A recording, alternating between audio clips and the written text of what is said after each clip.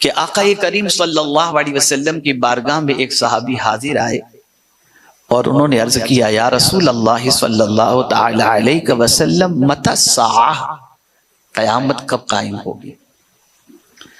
تو میرے آقا صلی اللہ علیہ وسلم نے فرمایا تم نے قیامت کے لیے کیا تیاری کی ہے؟ کیا تیاری کی ہے؟ تو اس نے کہا حضور میرے پاس کوئی زیادہ نماز روزے تو ہے نہیں، بس آپ سے اور رب سے بے پناہ محبت کرتا ہوں۔ تو حضور صلی اللہ علیہ وسلم نے فرمایا انت مع من احببت، تم قیامت میں اس کے ساتھ رہو گے جس سے تم محبت کرتے ہو۔ صحابہ فرماتے ہیں جب حضور صلی اللہ علیہ وسلم کا یہ ارشاد ہم نے سنا تو ایمان لانے کے وقت جو خوشی ہوئی تھی اس کے بعد سب سے زیادہ خوشی حضور کے اس فرمان سے ہمیں نصیب ہوئی۔ میرے پیارے آقا صلی اللہ علیہ وسلم کے پیارے دیوانوں، یہاں یہ چیز سمجھنے کی ضرورت ہے کہ ہم خوشی کس سے وابستہ کیے ہوئے ہیں، کن چیزوں سے وابستہ کیے ہوئے ہیں، ہم نے کن چیزوں کے پانے میں خوشی محسوس کی۔ اصل یہ بات یاد رکھیں، خوشی جو ہے وہ من کے اچھے اور اطمینان ہونے کا نام ہے، دماغ کے مطمئن ہونے کا نام خوشی نہیں ہے، جس سے دل مطمئن ہو۔ ہم نے خوشی کو جوڑے رکھا دنیا کی چیزوں کے ساتھ، لیکن خوشی کا تعلق دنیا کی چیزوں سے کم اور دل سے اس کا تعلق بہت زیادہ ہے۔ میں آپ کو بتاؤں، اس کو دو لفظوں میں سمجھاؤں تو سمجھ میں بات آ جائے گی۔ مٹیریلزم کے اندر اگر دیکھیں تو خوشی نہیں ہے، نیچرل کے اندر اللہ نے خوشی رکھی ہے، اس کو ذہن میں رکھیے گا۔ میں امریکہ میں نیو جرسی کے اندر ایک پروگرام کے بعد بیٹھا ہوا تھا، کچھ نوجوان میرے پاس آئے اور انہوں نے آ کر کے مجھ سے یہ سوال کیا کہ حضور آرٹیفیشل انٹیلیجنس کے بارے میں آپ کی کیا رائے ہے؟ لگتا ہے کہ اس کی وجہ سے انسان بے روزگار ہو جائیں گے اور بہت زیادہ پریشانیوں میں گر جائیں گے۔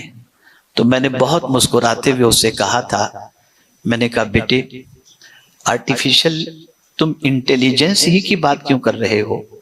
اس وقت دنیا میں کون سی چیز اوریجنل رہ گئی ہے؟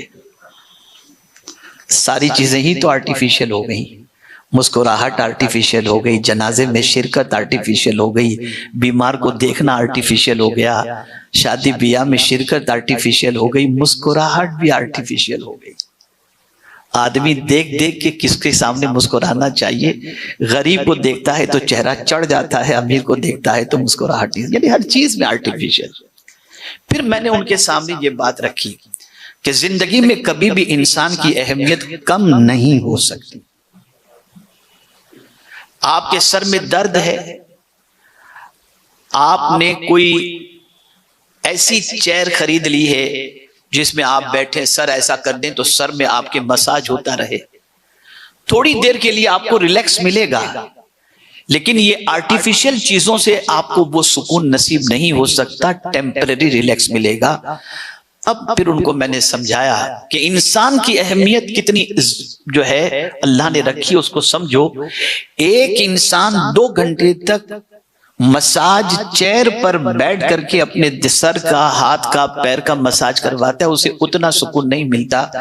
وہی تھکا ہوا انسان جب گھر پہنچے اور ماں اس کے سر پر صرف اپنی انگلیاں پھیر دے تو اس کے دن بھر کی ساری تھکان ختم ہو جاتی ہے۔ وہ مساج چیئر اتنا سکون نہیں دے سکتی جتنی ماں کی انگلیاں سکون دے سکتی ہیں۔ ہم آج کل آرٹیفیشل چیزوں کے اتنے عادی بن گئے کہ سارا سکون وہیں تلاش کر رہے ہیں، نیچرل نہیں۔ بڑی معذرت کے ساتھ عرض کروں گا، اللہ نے جن رشتوں کو بنایا ہے ان رشتوں میں سکون تلاش کرنے کی بجائے ہم اپنے بنائے ہوئے رشتوں میں سکون تلاش کر رہے ہیں۔ لوگ شادی شدہ ہیں، بیوی ہے، کسی اور میں سکون تلاش کرنے جا رہے ہیں۔ رشتہ دار ہیں، ان کی بجائے کہیں اور سکون تلاش کرنے جا رہے ہیں۔ بھائی بہن سب مل کر کے بیٹھیں اور اس کے بعد گفتگو کریں، اس کی بجائے دوستوں کے ساتھ رات کو 3 بجے تک 4 بجے تک بیٹھ کر وہاں سکون تلاش کرنے جا رہے ہیں۔ ہوا یہ کہ ہم نے اللہ عز و جل نے جن چیزوں کے اندر سکون رکھا تھا اس کی بجائے ہم دوسرے اینگل سے اپنے اعتبار سے سکون تلاش کرنے کے لیے نکلے، خوشی حاصل کرنے کے لیے نکلے، نتیجتاً سب کچھ ہوتے ہوئے بھی آج ہمارے پاس خوشی نہیں ہے، اطمینان نہیں ہے۔ اب آپ دیکھیں نا، کسی انسان سے آپ کہتے ہیں یار آپ بہت اچھے لگتے ہیں، بہت اسمارٹ لگ رہے ہیں، تو تھوڑی دیر کے لیے خوش ہو جائے گا۔ اب وہ اندر سے بیچارے کی پوزیشن کیا ہے، کتنے غموں کے اندر گرفتار ہے، وہ وہی جانتا ہے، لیکن آپ کے اتنے کہنے پر تھوڑی دیر کے لیے اسے خوشی محسوس ہوگی۔ اور کسی سے آپ کہتے ہیں کہ یار کیا بات ہے، آج تمہارا چہرہ بجھا بجھا سا نظر آ رہا ہے، سب ٹھیک تو ہے، تو دیکھیے اس کے چہرے پہ اداسی چھا جائے گی۔ آپ دیکھتے جائیں انسان اس طریقے سے زندگی گزار رہا ہے کہ وہ ہمیشہ کسی کے کہنے پر خوش ہو رہا ہے، اپنی خوشی انسانوں کے کہنے پر۔ دیکھیں نا، میں آپ کو ایک چیز بتاؤں، ایک میجر غلطی یہ ہے کہ انسان نے اپنی خوشی کو دوسروں پر ڈیپینڈ کر دیا ہے۔ مثال کے طور پر، یہ میرے بارے میں کیا سوچتے ہیں، یہ میرے بارے میں کیا کہتے ہیں۔ آپ ایک آئینے کے سامنے اچھی طرح سے، یہ میری بہنیں اس کو سمجھیں خاص طور پر، ایک عورت کسی شادی کے فنکشن میں جانے سے پہلے ڈریس سیٹ کرتی ہے، کون سے کپڑے پہنوں، کون سے مجھے اچھے لگیں گے، اچھے کپڑے نکالتی ہے، سب سلیکٹ کرتی ہے، میچنگ کی چوڑیاں سلیکٹ کرتی ہے، سب کچھ سلیکٹ کر کے تیار ہو کر آئینے کے سامنے آتی ہے اور اسے لگتا ہے کہ میں بہت اچھی لگتی ہوں۔ وہ سیٹسفائیڈ ہو گئی، اس کے بعد نکلی شادی میں، جیسے ہی فنکشن میں پہنچی اور کسی سہیلی نے کہا کیا پہن کر تم آئی ہو، وہی اس کا موڑ چوپٹ۔ ارے جب آپ مطمئن ہو تو اپنی خوشی کو کسی پر ڈیپینڈ کیوں کرتے ہو؟ آپ خوش ہیں، بس خوش ہیں، ختم ہو گئی بات۔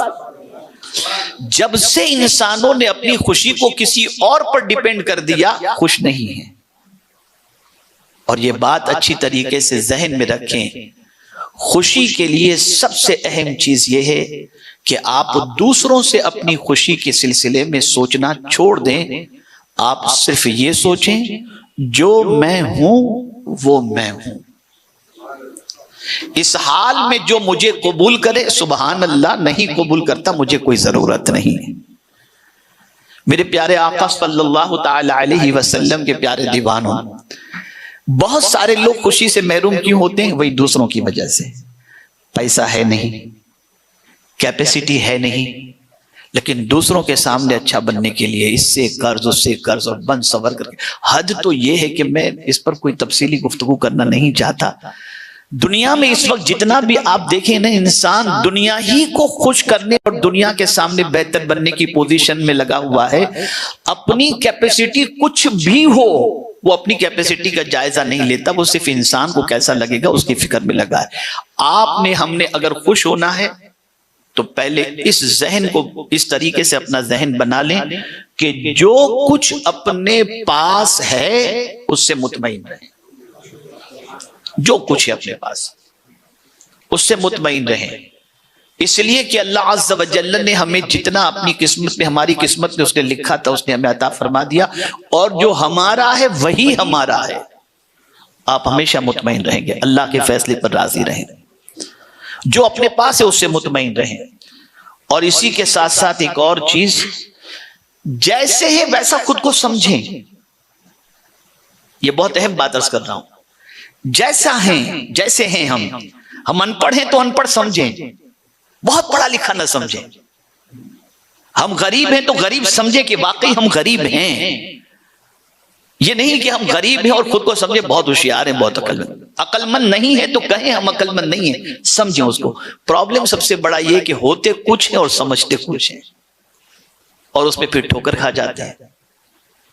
تو جو ہیں ویسا خود کو سمجھیں، اور اسی کے ساتھ ساتھ یہ بات بھی ذہن کے اندر رکھنا ہے، اگر آپ نے اپنے آپ کو ایسا سمجھ بھی لیا اور اس طرح سے اپنی زندگی آپ گزار بھی رہے ہیں، اور آرٹیفیشل چیزوں سے خوشی حاصل کرنے کی بجائے نیچرل چیزوں سے خوشی حاصل کرنے کی کوشش کر رہے ہیں، تو یقین مانیں آپ کی زندگی کے اندر خوشی انشاءاللہ العظیم اچھی طریقے سے داخل ہو جائے گی۔